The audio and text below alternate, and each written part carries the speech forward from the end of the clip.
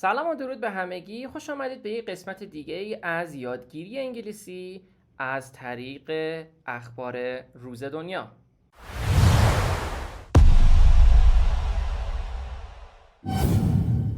من حسین خلیلی هستم، مدرس آیلتس و زبان انگلیسی و میخوام در این مجموعه ویدیوها به شما انگلیسی رو از طریق اخبار روز دنیا آموزش بدم. امروز با یک خبری در خدمتتون هستم در مورد اتفاق ناگواری که جدیداً افتاده، در حقیقت earthquake، زلزله‌ای که در ترکیه و سوریه و نواحی البته در ایران هم رخ داده. این خبر رو شما میتونید در سایت اسکای نیوز مشاهده بکنید. Saturday the 11th of February 2023 که یک خبر بسیار داغ و تازه هستش. خب خبر رو با هم شروع بکنیم.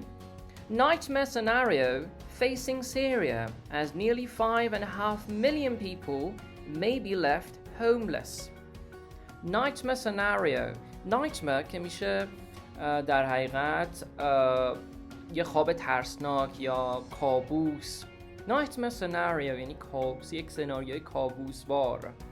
Facing Syria as nearly 5.5 million people may be left homeless. یه سناریوی کابوسوارانه‌ای در پی سوریه هستش، به خاطر اینکه نزدیک 5.5 میلیون people may be left homeless، ممکنه بی خانمان بشن. face یعنی مواجه شدن، پس وقتی میگیم فلان چیز داره face میشه، مثلا I am facing a problem یعنی من دارم با یک مشکلی مواجه میشم. خب اینجا میگیم که nightmare scenario facing Syria که البته یک گرامر سبک خبری هستش که در حقیقت میگیم سوریه در حال مواجهه با یک سناریوی بسیار وحشت‌آور و کابوس‌بارانه‌ای هستش که نزدیک 5.5 میلیون نفر may be left homeless، ممکنه که بی خانمان بشن. The White Helmets Emergency Volunteer Group has criticized the UN's aid response to the earthquake in Syria, where more than 3,500 people have been killed by the disaster. خب یه گروهی هستن، یه گروه کمک رسانی هستن به اسم White Helmet Emergency Volunteer که یک گروه داوطلبی هستن. این گروه criticize کرده، has criticized یعنی complain کرده، انتقاد کرده the UN's aid response to the earthquake in Syria، به جوابی که حالا کمک های UN بوده و United Nations بوده برای این earthquake، این در حقیقت زلزله که در سوریه اتفاق افتاده، criticize کرده، گفته این مشکل داشته. بیشتر از 3500 نفر مردم در این در حقیقت اتفاق کشته شدن. disaster در این فاجعه. پس ما یک کلمه criticize رو داریم اینجا به معنی انتقاد کردن، یک کلمه earthquake رو داریم و یک کلمه disaster که خب کلمات بسیار مهمی هم هستن. خب عکس رو میبینید.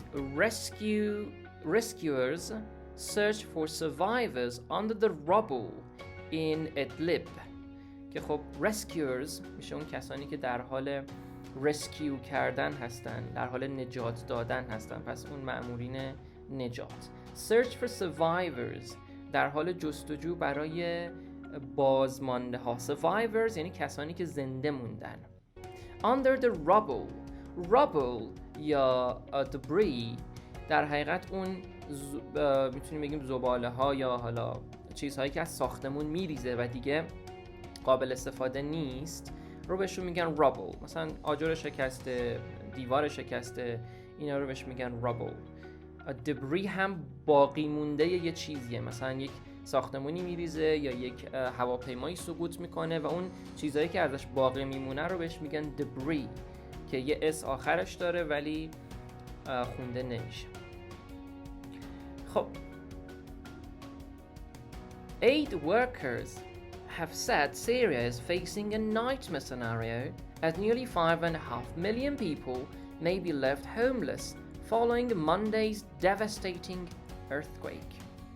aid workers، اون کسانی که دارن کمک میکنن، گفتن که سوریه در حال مواجهه با یک سناریوی کابوسوارانه هست، از در حالی که یا به دلیل اینکه نزدیک 5.5 میلیون نفر بی خانمان خواهند شد following، یعنی در پی following Monday's devastating earthquake، در پی زلزله ویرانگر، devastate کننده. devastating شما میتونید در مورد احوال یک نفر بگید she's devastated، یعنی واقعا دیگه داغون شده. اینجا کلمه devastating میتونه به معنی ویرانگر و بیچاره کننده باشه. With the war-torn country already dealing with the impact of over 10 years of conflict, aid workers say that the recovery operations in Syria are likely to take much longer than in Turkey. With the war-torn country، یعنی با وجود یک کشور جنگ زده، ناکن اینجا کلمه قشنگیه war-torn country، کشوری که جنگ اونو پاره پاره کرده. already dealing with، که از قبلم در حال deal with the impact، در حال مواجهه با impact ها، یعنی اون تأثیرات بیش از 10 سال conflict یعنی این حالا جنگ و مواجهه داشتن با چیزای شبیه. شما مثلا دو نفر با هم دیگه دوست نیستن، میگیم بین اینا یک کانفلیکتی وجود داره، یه مثلا تضادی یا یک دعوایی وجود داره. پس با کشوری که 10 سال داره با نتایج و حالا اون اثرات کانفلیکت و جنگی که تو خودش وجود داشته داره مبارزه میکنه، aid workers، کارمندایی که حالا اون افرادی که اومدن کمک بکنن، میگن که recovery operations، عملیات های recovery و نجات in Syria are likely میگیم something is likely to، یعنی احتمال داره. پس وقتی من بگم که recovery operation در سوریه is likely to، یعنی احتمالش خیلی زیاده که take much longer than in Turkey، که خیلی بیشتر از ترکیه طول بکشه. پس کلمه is likely یه کلمه است که شما تو writing و speaking میاری. مثلا میگی که she is likely to catch coronavirus، یعنی خیلی احتمالی زیاده که اون خانم کرونا بگیره. یا مثلا میتونیم بگیم که she is dealing with the impact of the coronavirus، داره با تأثیرات کرونا ویروس دیل میکنه، حالا مبارزه میکنه یا کنار میاد. At least 24,218 people have been confirmed dead in Turkey and Syria after the 7.8 magnitude earthquake struck on Monday with multiple aftershocks. خب در حدود at least حداقل 24,218 نفر آدم have been confirmed dead، متاسفانه کانفرم شدن که کشته شدند در ترکیه و سوریه. این عدد مال جفتشون هستش. After the 7.8 magnitude همون 7 و 8 ریشتر در مقیاس ریشتر. magnitude اینجا میشه مقیاس. کلمه ریشتر کلمه آلمانی هستش. میگه در مقیاس 7 و 8 earthquake struck، میگه after the 7.8 magnitude، بعد از در مقیاس 7 و 8 زلزله در مقیاس 7 و 8 struck کرد، به وقوع پیوست. پس برای earthquake ما میگیم struck، برای lightning میگیم struck. On Monday with multiple aftershocks، multiple چندین، aftershock یعنی پس لرزه، پس کلمه aftershock کلمه پس لرزه میشه. خب The Middle East and North Africa country cluster manager for the British Red Cross, Jeremy Smith, said in Syria, this is very much a worst case scenario for us. This is a nightmare scenario. خب مدیر قسمت در حقیقت میدل ایست، خاورمیانه و شمال آفریقای در حقیقت رد کراس یا صلیب سرخ بریتانیا، آقای جرمی اسمیت، میگه که در سوریه این در حقیقت میتونیم بگیم بدترین سناریویی هستش که براشون قابل تصور بوده و بازم تکرار میکنه که میگه این یک نایتمر سناریو هستش.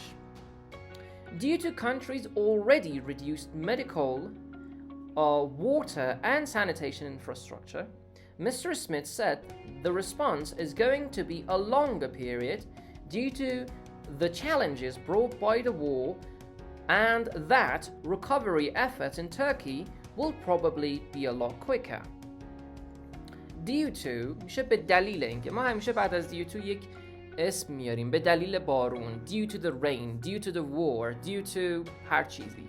حالا اینجا میگه due to the countries already reduced، به دلیل کاهشی که از قبل صورت گرفته در چی؟ medical, water and sanitation، پزشکی، آب و بهداشت. حالا در مورد چه چیزایی کاهش بده که زیر ساختشون، infrastructure، medical, water and sanitation infrastructure، زیر ساخت اینا در این سه قسمت، به دلیل کاهش در این سه قسمت.